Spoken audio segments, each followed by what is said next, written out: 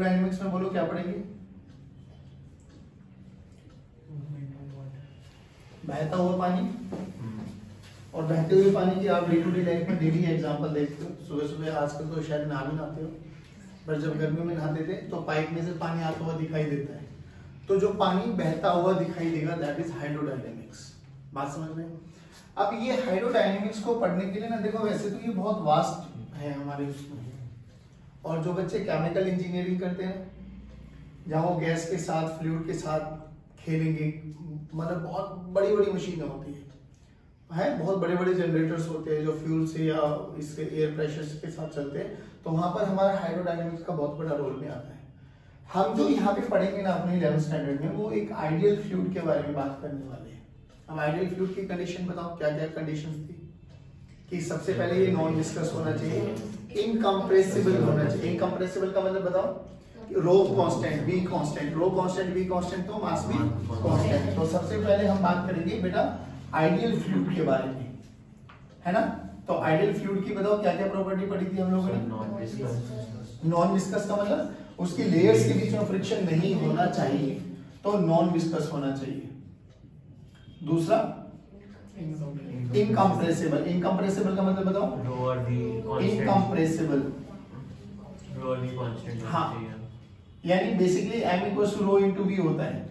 तो density constant रहनी चाहिए, वॉल्यूम कांस्टेंट रहनी चाहिए। कि अगर मान लो ऐसा कि अगर मेरे पास एक कंटेनर है बच्चों, और इस कंटेनर में मैंने फ्लूइड फिल कर दिया, ठीक है, एयर टाइट फ्रिक्शन इसके ऊपर लगाया गया है, एयर टाइट फ्रिक्शन हमने इसके ऊपर लगा दिया गया है, और इस पिस्टन पे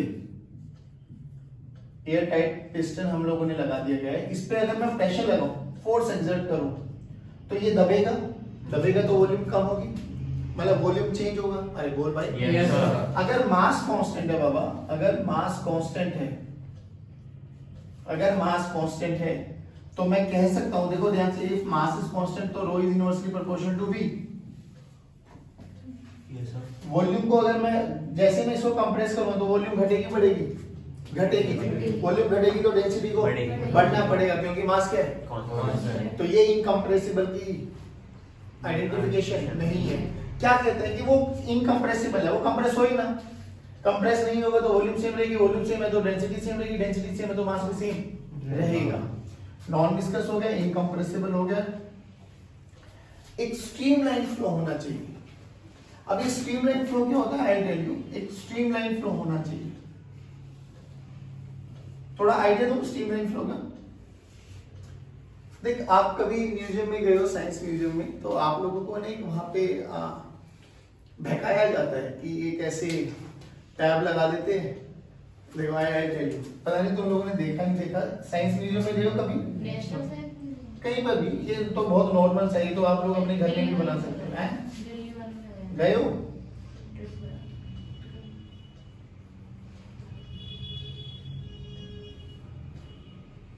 ऐसा एक टैब होता है, और इस टैब में ना, मतलब दिखाया होगा, वो यहाँ खाली रहता है, कुछ नहीं होता, पानी, हाँ, और यहाँ से बहुत प्यारा सा पानी आता हुआ दिखाई देता है आपको, और शोपीस है ना, और आप जादू मान लेते हो, अरे जादू दिखाई देता है। बट मैं उस जादू के पीछे नहीं आ रहा कि वो कैसे दिखाई देता है, वैसे वो तुम अपने घर में भी बना सकते हो, कोई मुश्किल नहीं है वो बनाने के लिए। बट मेरा कॉन्सेप्ट समझ क्या है कि जो उसमें हमें प्रतीत होता है कि कितना प्यारा, एकदम सीधा, जैसे नॉर्मली हम टैब खोलते हैं, तो अब आजकल हमारे जो टैब पुराने टैब हो जाते थे, इसमें तो पानी चारों डायरेक्शन में फेंक के मारता हो। जब इनिशियली नए नए टैब लेके आते हैं हम लोग, उसमें छोटी छोटी जाली लगी रहती है, वो उसका फ्लो देखा करो, एकदम स्मूथ फ्लो होता है, बहुत प्यारा।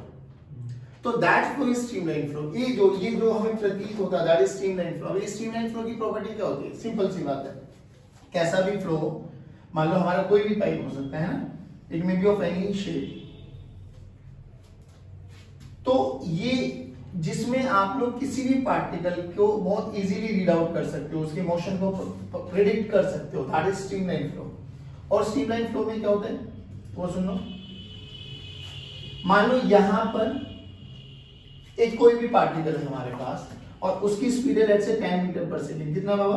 10 इसी स्ट्रीमलाइन पे जाओ, यहां पर देखो, मान लो इसकी स्पीड 2 मीटर पर सेकंड हो गई है।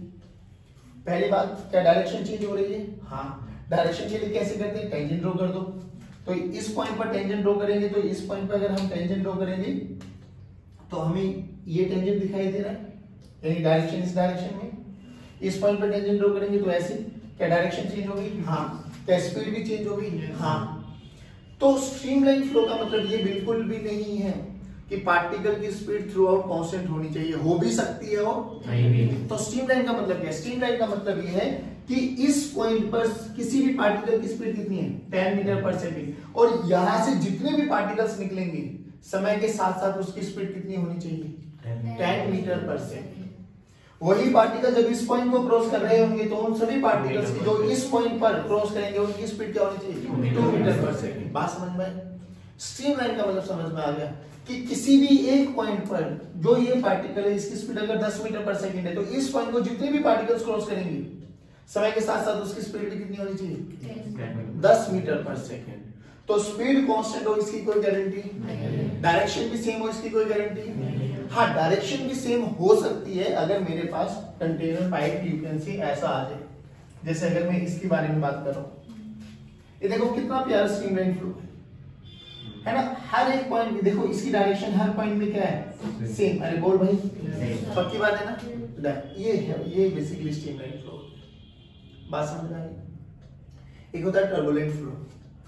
टर्बुलेंट फ्लो के साथ तो आप लोगों ने कोई भी नदी में चले जाओ, नदी का पानी आता है, पत्थर पड़े रहते हैं, उनके पत्थरों के साथ टकराव होता है और दूर दूर बिखर जाता है, दैट इज टर्बुलेंट फ्लो। बात समझ में आ गई? दैट इज स्ट्रीमलाइन फ्लो का मतलब समझ में आया? सिंपल। हम जिस भी फ्लूइड के बारे में बात कर रहे हैं वो कौन सा फ्लूइड है बाबू मेरे पास? Ideal fluid. आइडियल, ध्यान रखना, नॉन विस्कस, इनकम्प्रेसिबल, ये सब प्रॉपर्टीज को होनी चाहिए।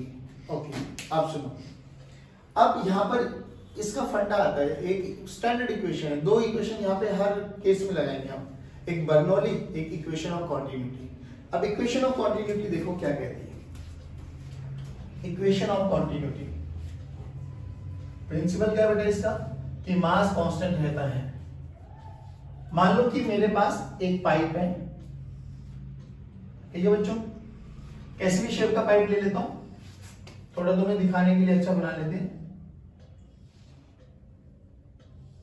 ऐसे एक पाइप है, it may be of any shape, यहां से फ्लूइड फ्लो कर रहा है, इसमें लिक्विड फ्लो कर रहा है, ठीक। इस पॉइंट का एरिया ऑफ क्रॉस सेक्शन मान लेते A1, इसका एरिया ऑफ क्रॉस सेक्शन मान लेते A2 और इसका एरिया ऑफ क्रॉस सेक्शन मान लेते A3। ये तो आप लोगों ने ऑब्जर्व भी किया होगा भाई, जितना मान लो आपके पास एक बोतल है ना, और उस बोतल में छेद कर दो आप तो पानी बहना लगेगा, तो जितना पानी नीचे से जा रहा होगा उतना ही पानी आप ऊपर ऐड ऑन कर सकते हैं। उससे ज्यादा करोगे तो ओवरफ्लो हो जाएगा, ओवरफ्लो हमें होने देना नहीं। मान लो ये बोतल है मेरे पास, इसमें पानी भर दो, यहाँ नीचे ओपनिंग कर दो, छेद कर दो, तो जाएगा तो नीचे से पानी निकलना स्टार्ट हो जाएगा। तो जितना पानी नीचे से निकलेगा उतना ही आप ऊपर डाल सकते हो, ये तो सच्चाई है ना, उतना ही ऊपर डाल सकते हो, क्योंकि उससे ऊपर डालोगे तो ओवरफ्लो कर जाएगा। हमें अगर पानी को तरीके से बहाना है तो जितना पानी बाहर से निकलेगा उतना ही ऊपर डाल सकते हो। अब देखो, मान लो कि यहाँ पे जो पानी बह रहा है ना, इन अलग अलग क्रॉस सेक्शन में इन सबकी वेलोसिटी अलग अलग मान लेते हैं। इसकी वेलोसिटी v1 मान लेते हैं, इसकी वेलोसिटी v2 मान लेते हैं और इसकी वेलोसिटी v3 मान लेते हैं। तो यहाँ से पानी एंटर कर रहा है, वहां से पानी बाहर जा रहा है, ये तो सच्चाई है भाई। एक पॉइंट से एंटर करेगा, दूसरे पॉइंट से बाहर निकलेगा। और ये भी सच्चाई है कि अगर ये जो फ्लूइड है इनकम्प्रेसिबल है तो मास थ्रू आउट क्या रहेगा, कांस्टेंट। अब सोचिए देख बच्चे, मैं सिंपल सी बात एक बात बताऊं मुझे, कि अगर इस जो भी फ्लूइड फ्लो कर रहा है ना, इसकी डेंसिटी रो मान लो, ठीक है, फ्लूइड की डेंसिटी रो मान लेते हैं। किसी भी टाइम टी में, लेट्स से 1 सेकंड में, 1 सेकंड में ये कितना आगे गया, v1 into t, v1 into t। 1 second में ये आगे चला गया v1 into t। तो रियलिटी में 1 सेकंड में इतना मास गया होगा, इतना पानी आगे बढ़ा। अरे हाँ ना बोलो भाई, यहाँ था 1 सेकंड में, यहाँ चला के नहीं आया समझ में, तो इसकी वॉल्यूम निकालो।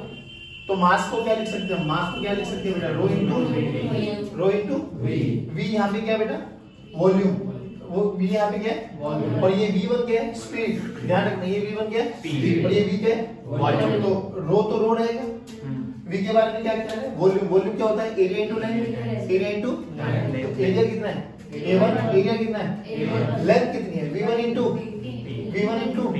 तो चलो V1 इनटू T टाइम में मान लेते चलो। हाँ, V1 इनटू T। अब ध्यान से सुनो, ये देखो ये कितना आगे गया होगा? V2 into T, V2 into T। तो यहाँ पे मास लिखो, ये M1 लिख दो, यहाँ पे M2 लिखो। यहाँ पे कितना आगे जाएगा? हाँ, rho into A2 into V2 into T। नहीं आया बच्चे? अरे ये लेंथ ये होती है बच्चा, और ये लेंथ क्या हो गया? डिस्टेंस। डिस्टेंस का स्पीड इनटू, तो ये डिस्टेंस लिखा मैंने, नहीं आया। उस पे देखो कितना गया है? M3 बोलो, rho into A3 into V3 into T। अब कंजर्वेशन ऑफ मास क्या कहता है, या वॉल्यूम का कंजर्वेशन क्या कहता है? कि जितनी वॉल्यूम यहाँ शिफ्ट हुई है उतनी यहाँ होगी, उतनी यहाँ होगी। अरे हाँ या ना बोलो? यानी भैया अगर हम इनकम्प्रेसिबल फ्लूइड के बारे में बात करें तो M1 M2 M3 क्या होना चाहिए? बराबर रख दो। तो M1 M2 M3 को बराबर रखो। रो A1 V1 T। तो ये क्या है? Rho A1 V1 T is equals to rho A2 V2 T is equals to rho A3 V3 T। नहीं है बेटा समझ में? ध्यान से देख, रोटी ने कैंसिल आउट किया, नहीं है? ये स्टैंडर्ड फॉर्मूला है कि A1 V1 का प्रोडक्ट हमेशा क्या रहता है? कांस्टेंट। क्या रहता है? कांस्टेंट। A क्या है? Area of cross section. V क्या है? स्पीड। V क्या है? स्पीड। यानी A into V का प्रोडक्ट इज ऑलवेज कांस्टेंट। अब बच्चों A एरिया है, V आपके पास स्पीड है, तो ये हमें समझ में आ गया कि area is inversely proportional to V। यानी जिसका स्पीड ज्यादा होगा उसका एरिया ऑफ क्रॉस सेक्शन कम। और ये हम लोग डे टू डे लाइफ में देखते हैं। सोच के देख, एक पाइप में पानी फ्लो कर रहा है और हम मान लो यहाँ पे पेड़ पौधे रखे हैं, हम यहाँ से खड़े होकर ऐसे पानी दे रहे हैं उसको। एक पेड़ बहुत दूर है और हम आलस के भरे हुए हैं, हम जाना नहीं चाहते आगे, तो हम यहीं खड़े खड़े कुछ तरकीब लगाते हैं। बताओ क्या तरकीब होती है वो? मैंने नहीं बताया, बट तुम्हें पढ़ाया नहीं, किसी ने भी नहीं बताया होगा तुझे, मम्मी पापा ने किसी ने नहीं बताया कि बेटे अगर यहाँ खड़े की तरह कभी चलने का मन ना करे ना तो यहाँ से पिचकारी बना दे। किसी ने नहीं बोला कि ये तेरा खुद का बेसिक कॉमन सेंस काम में है कि दबा के देखना, वो पिचकारी और भी दूर चल करना होता है। तो जो दो धार निकलती है ऐसे ऐसे कर दो ना नॉर्मली, ये पाइप है, पहले इसमें से पानी आ रहा था ऐसे, अब आपने क्या किया, इसको ये बना दिया, अब पानी और दूर चला गया, और भी ज्यादा करना होता है, यहाँ छोटी सी ओपनिंग कर देते हो, बाकी को दबा लेते हो, नहीं यार वो और दूर जाता है। क्यों? रीजन समझ में आया? क्योंकि ए और बी का प्रोडक्ट हमेशा क्या रहेगा?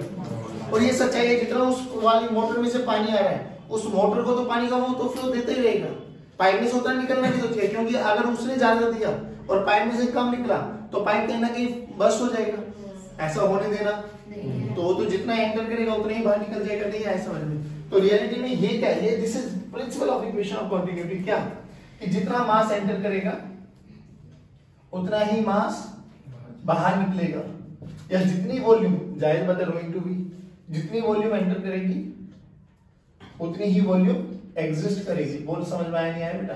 ये फॉर्मूला याद रखो कि A1 V1 का प्रोडक्ट हमेशा A2 V2 के बराबर रहेगा, जिसका एरिया ऑफ क्रॉस सेक्शन छोटा होगा उसकी स्पीड ज्यादा हो जाएगी, जिसका एरिया ऑफ क्रॉस सेक्शन बड़ा होगा उसकी स्पीड। बोलिए ना, समझ में आया? जल्दी बताओ क्या बोला गया? सुआ देखा है ना, कभी बीमार ना हो भगवान करे, बट कभी हो जाए तो छोटा सुआ, वो तो देखी होगी, क्या बोलते हैं उसको? पिचकारी। क्या बोलते हैं इंग्लिश में? पिचकारी बोलते हैं हम तो। पिचकारी में वो जो पिचकारी में ऐसी ऐसी करते हैं, दैट इज प्लंजर, और जहां से पानी निकलता है वो नोजल होती है बेसिकली। देख क्या बोला गया। अब पिचकारी की शेप बताओ कैसे दिखाई देती है? क्रॉस सेक्शनल एरिया सर्कल, दोनों ही सर्कल हो गए। तो बोला गया कि एक आपके पास नोजल है जिसको उन्होंने पुश किया गया, ऐसे पुश कर रहे हैं, यहाँ से पानी निकल रहा है, जो नोजल की जो प्लंजर की स्पीड है ये वो इतनी गिवन है। तो पहली बात तो क्या करो, बोला गया कि पानी की जो स्ट्रीम यहाँ से बाहर निकलेगी वो कितनी दूर जाके गिरने वाली है। तो it is quite obvious, pipe देखा भी हम लोगों ने, पाइप में से पानी निकल रहा है तो पानी हमेशा एक पैराबोलिक पाथ को देखते हुए जाता है, तो वो कितनी दूर जाएगा, that is range, but we have to calculate, है ना, रेंज। तो होगा क्या बच्चों, सिंपल सी बात है, यहाँ से पानी निकलता हुआ आएगा, ऐसे जाएगा, तो हमें यहां से ये रेंज कैलकुलेट करनी है। पहले बताओ इतना क्वेश्चन तो समझ में आएगा? अब सोच के देख, 2 मिनट भूल जाए इसको, यहां से यहां कुछ याद आया, प्रोजेक्ट है। कौन सा हॉरिजॉन्टल प्रोजेक्ट है? Horizontal। कि जब हम लोग किसी दीवार पे खड़े होके एक ऑब्जेक्ट को थ्रो करते थे विद सम वेलोसिटी u, अभी वो याद है तो यहाँ याद हो जाएगा। पता कौन सी वेलोसिटी चेंज नहीं होती थी? हॉरिजॉन्टल। कौन सी चेंज होती थी? वर्टिकल। क्योंकि जैसे ही इसको फेंका गया इस पे जी किधर लगेगा? नीचे। और स्पीड के मैग्नीट्यूड को कम करना या ज्यादा करना वो जी का काम है।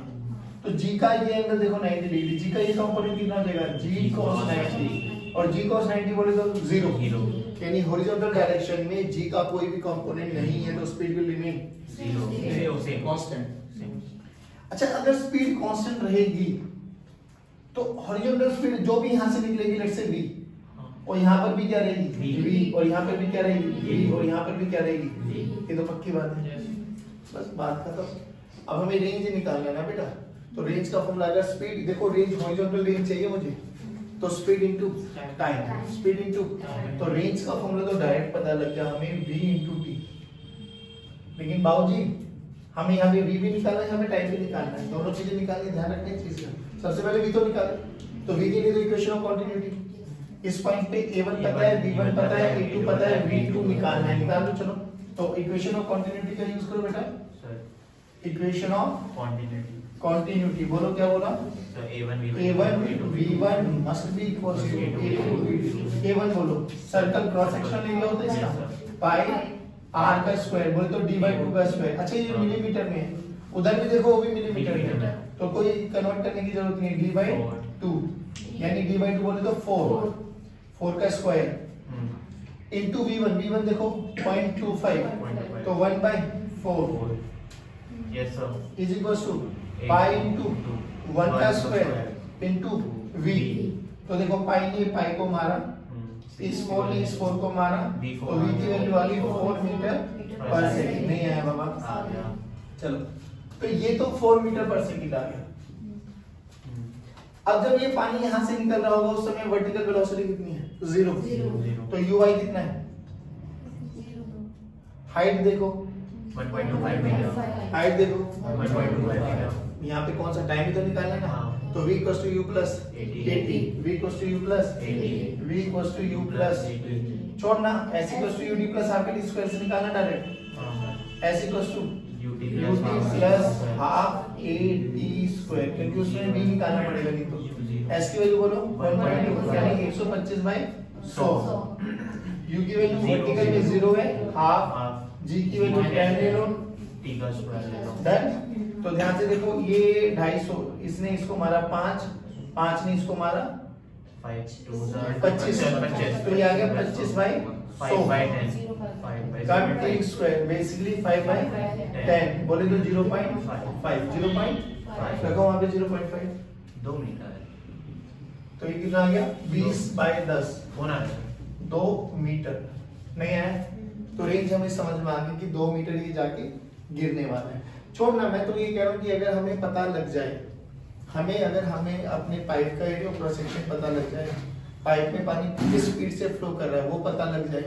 अब वो फ्लो थोड़ा पता करना थोड़ा मुश्किल होता है, इसलिए हम लोग बर्नौली थ्योरम की एप्लीकेशन से ना बहुत सारे डिवाइसेस बनाते हैं, वेंचुरी मीटर वगैरह, जिससे हम उसमें रेट ऑफ फ्लो को पता लगा सकते हैं।